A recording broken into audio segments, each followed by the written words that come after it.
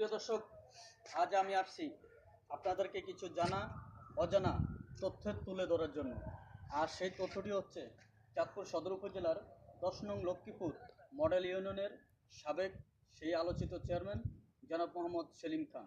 আমি আজকে এই সেলিম খানের বাড়িতে আছি। সেলিম খান যে রাজপ্রাসাদ আছে সেই রাজপ্রাসাদের সাথে আছে। আমি আপনাদেরকে দেখানোর চেষ্টা করছি, আপনারা দেখতে থাকুন। এই এলাকাটা হচ্ছে সেলিম চেয়ারম্যান। এখান থেকে একসময় এই সাবেক চেয়ারম্যান জনাব মোহাম্মদ সেলিম খান ভালো এবং মন্দ সব ধরনের দিক নির্দেশনা দিতেন। আর এখানেই বাংলাদেশ চলচ্চিত্রের বহু শিল্পীরা এসে এখানে বাংলাদেশ চলচ্চিত্র নির্মাতা জনাব মোহাম্মদ সেলিম খান এখানে তৈরি করেছেন। সুপ্রিয় দর্শক, আপনাদেরকে দেখানোর চেষ্টা করছি। আপনারা এই সেলিম খান আজ নেই, কিন্তু তার বাড়ি পড়ে আছে। আপনারা দেখতে পাচ্ছেন যে খোলা মাঠগুলো দেখতে পাচ্ছেন, এখানে কিন্তু বন গাছে ভরে গেছে। এখানে কিন্তু চাঁদপুর বিজ্ঞান ও প্রযুক্তি বিশ্ববিদ্যালয় হওয়ার কথা ছিল।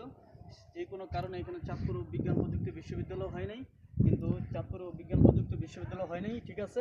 কিন্তু আজ সেলিম চেয়ারম্যান নাই, কিন্তু সেলিম চেয়ারম্যান বাড়িতে রয়ে গেছে দর্শক। আপনারা দেখতে থাকুন মহাসেন স্টুডেন্ট উপরের মাধ্যমে। আর কোন জায়গা থেকে দেখছেন দর্শক, আপনারা অবশ্যই